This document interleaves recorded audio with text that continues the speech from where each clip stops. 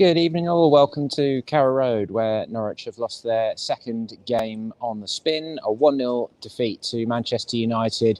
Very fine margins though, a pretty cruel defeat in a lot of ways. They can feel pretty hard done by. Just spoken to Billy Gilmour, he certainly does feel very hard done by.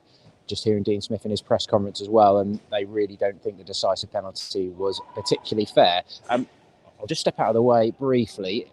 There you go, you can see that a bit better. That is Craig Shakespeare going for a very thorough training drill with the substitutes, including Todd Cantwell and Pierre-Lise Malou, who both came on late. Brandon Williams joined in as well, who couldn't play today because he was ineligible against his parent club. But pretty intense training drill they're going through to... The rain has just eased up a bit now, but it was absolutely chucking down about 15 minutes ago. So Craig Shakespeare really making sure the subs are tuned up for Tuesday, when we'll be back here against Aston Villa. And that man, Emi Buendia, who only came on for the final 20 minutes as Villa lost 1-0 at Liverpool today. So I think we all know that he's going to be the centre of the occasion one way or another. He's probably either going to score a belter or get sent off or something. I'd be surprised if his name isn't in the headlines at some point. But the man making headlines today was a man who's done it so many times before. Cristiano Ronaldo, 5-time Ballon d'Or winner, European international goal scorer, record goal scorer, won everything, hasn't he? Real Madrid, Manchester United, back here in the twilight of his career, 36 years old, and goes down with all the savvy that you'd expect from him when Max Aarons dares to put his hands on his shoulders as they grapple in the box, goes down like he's been shot, gets the penalty, VAR back the referee, presumably judging that it wasn't a clear and obvious error. And then Ronaldo himself steps up, sends Tim Krul the wrong way and scores the decisive goal in the 75th minute. And Carrow Road felt really sore after that, really hard done by, because the shift that the Norwich players put in today was really admirable, really with a lot of heart in the circumstances. Which is framed by the fact that they had to make 5 changes for this game. We knew one that I just mentioned, Brandon Williams, couldn't play, so Dimitris Giannoulis came in as expected.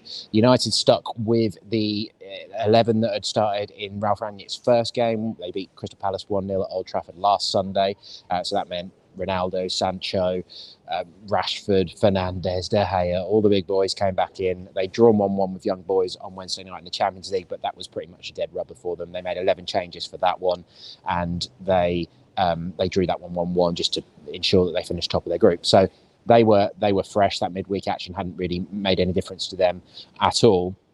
But Norwich had to make 5 changes. Christos Jolis, we understand, we have just heard it confirmed from Dean Smith, is a positive COVID test.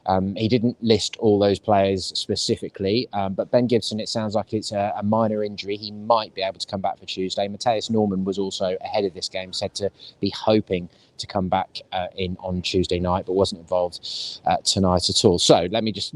nice and simply, the 5 that went out were Ben Gibson, Andrew Omobamidele, Brandon Williams, Pierre-Lise Malou and Adam Eder, the final 2 dropping to the bench, but Gibson and Omobamidele not involved at all. So going back to a 4-3-3 shape, that meant Kabak and Giannoulis coming into defence, Lucas Rupp back into midfield, Josh Sargent back in up front, and then Shemet Poeta getting his first ever Premier League start, only second appearance of the season for Norwich. So that was a little bit of a surprise, and he did okay as a cat came on. So he got a really good ovation when he came off. But it was compounded when Grant Hanley had to go off after 20 minutes, after an initially funny moment as Ronaldo had an air shot, swung the ball on the edge of the Norwich box, missed it, and then lumbered after Hanley and fell on top of him, essentially. And then we've got some pictures of the way that Hanley falls awkwardly on his left shoulder, and the television pictures showed Hanley in the tunnel in the second half after he'd had a shower with his left arm in a sling. So if you remember, Jordan Hugill last season did a similar thing, ended up sort of damaging ligaments in a shoulder, and that kept him out for about a month, something like that. So we'll have to see. But in the circumstances, that was not helpful at all. Jacob Sorensen came in for, which I think that's only his second Premier League appearance. He's not featured much at all this season, has he? Did play in the cup games. So then you've got, after 20 minutes, you've got Krul in goal, Aarons, Kabak, Sorensen and Giannoulis as your back 4. You've got Rupp, Gilmour and McLean as your midfield 3. Josh Sargent on the left, actually, Pukki up front and Poeta playing on the right. And I think Sargent was mainly to protect Giannoulis, and it did work. Sargent, once again, this was more like the Southampton Sargent rather than the one we've seen in the last 2 games. He really did work hard, worked his backside off. Again, not too many signs of quality, Premier League quality in terms of attacking threat, but you cannot doubt that he really, really put in a shift, as they all did today. So in those circumstances, with Norman and Richitz already out as well, that meant that Jonathan Tompkinson was on the bench, who's an under-23s centre-back, recently signed a new contract, only recently back from injury himself, but USA Youth International, big future, and Sam Byram on the bench. Emergency cover, I'm very sure, but I'm fairly sure is one of the guys out there. I'm pretty sure he will be. The under-23s have got a game on Monday, so I think the plan was for Byram to get 90 minutes in that, and then he's properly in contention. The way things are going, they might need him sooner or later. So, man of the match, I'm going to go Kabak. Ozan Kabak, definitely his best game so far for Norwich, the Schalke loanee. He really, at times, looked like a bit of a Rolls-Royce defender with some of his interceptions. Real threat in the air, in both, in the attacking box, but also doing his defensive work as well. Him and Sorensen look particularly good on the ball because that's their strengths, really, isn't it? So, in the circumstances, again, up against Cristiano Ronaldo, Marcus Rashford, Bruno Fernandes, Jadon Sancho, that's what, $250 million worth of talent or something right there. They did fantastically. So I will give them both an 8. Sorensen as well, the way he had to step in after 20 minutes in at centre-back. Again, it does make us wonder why we've not seen him in that defensive midfield role. But we shall see. I think it feels like maybe he's finally got a bit of lift off here because he's shown that he's capable of playing at this level today. Although, okay, maybe we can't learn too much long term because they would have been running on a bit of adrenaline today. There was, when the teams were named before the match, it was almost a little bit wondering whether this was going to be like that Manchester City occasion in 2019 when, of course, they were backs to the wall, really bad injury crisis at the time, and that inspired them. They weren't far off pulling off a special occasion again today, but I was here, sat in the Barclay as a fan, as a whatever I would have been, 18-year-old in 2005 when Cristiano Ronaldo was here, and Norwich won 2-0, that famous game, April 2005, one of my favourite memories as a Norwich fan when I was younger. And here he is, 16 years later. Billy Gilmour would have been 4, I think, when Ronaldo was playing in that game. So fair play to the guy, although all the theatrics were out as ever. He's not a fun player to be on the opposition side, of course. So yeah, Kabak and Sorensen get 8s from me. Rupp as well. First half was excellent. He was definitely Norwich's best midfielder. He did run out of steam a bit in the second half, but he was everywhere. He was intercepting. He was getting forward. If he can produce a 90-minute performance like that, then Norwich have got a real player on their hands in the final year of his contract. I don't know, maybe that's just bringing that extra 10% out of him at times, but it's still, he's been inconsistent with his performances, hasn't he? And Krul as well made some really important saves, dominated his box a lot of the time. So I'll give him an 8 too. Giannoulis can have a 7, Gilmour, McLean, they can have 7s. Aarons I'll downgrade to a 6 because of the penalty incident, although it's harsh, but it was naive. Unfortunately, you just can't. There was no need to do it. Is probably the bigger thing, that Ronaldo wasn't going to get the ball, and that's what's going to frustrate so many people. Pukki had a bit of a strange one today, particularly first half. The ball just did not stick to him at all. His touch was letting him down. Plenty of effort in there, and the second half he was better. He was offering more of a threat, but when you needed him to make the ball stick, it wasn't happening. And Poeta, I'll still give a 6. I don't think he's quite in terms of a 7 because he looked rusty, understandably, but he really gave it a good go and did offer a bit of a threat. He threatened with one chance early in the second half, and when he went off on the far side and walked around in front of the Barclay and everyone, and he got a really good round of applause. So again, it feels like someone who's taken a step forward in the Norwich career there. He's got himself going. He's a Poland international after all. Still a young guy, I think 23 off the top of my head. We all know he's got the pace, but he's somebody that, this was his first Norwich start since February at Swansea, that 2-0 defeat, and he's someone that's almost got a confidence rebuild that's needed. But clearly Dean Smith has seen something in him, and I'm sure that pace is part of it. But he delivered some excellent corners in the second half as well. So that's possibly part of it as well. But we shall see how much he plays going forward. Lees Malou and Cantwell didn't really offer too much off the bench, to be honest. There was one moment for Todd where he was very relieved to see that when he'd lost the ball that United didn't end up scoring. That was because Lees Malou brought down Fred on the edge of the box and got booked for that. So they didn't offer a great deal off the bench in the last 20 minutes or so. But the big chance is essentially Alex Tellez free kick deflects onto the crossbar in the 15th minute. Krul did have that covered, so I think he would have made the save if he need to. The Hanley incident was in the 21st minute.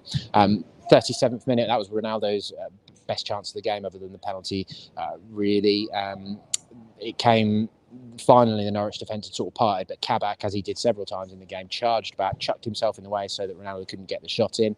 Then Sargent was there doing the same. Then Pookie, who had initially lost the ball, was charging back to stop the shot, but he did squeeze it through, and then Krul gets a good parry away to safety. There was a header from Ronaldo in the 39th minute as well, which was dealt with. The best chance for Norwich in the first half was Rupp. Got sort of caught in two minds, really. He just saw Pookie at the last second and decided to try and prod the ball to him rather than shoot when he weaved into the box. Eventually, it comes back to him after a good bit of play from Poeta and McLean. Yanulis at the second chance gets the ball in, and Rupp just doesn't quite make contact with his header and just sort of nods it down to De Gea in the end. And then 45th minute, a good save from Krul. Harry Maguire, under very heavy pressure from Kabak, manages to loop ahead of goal, which Krul does well to sort of scoop over his crossbar. So it's 0-0 at half-time.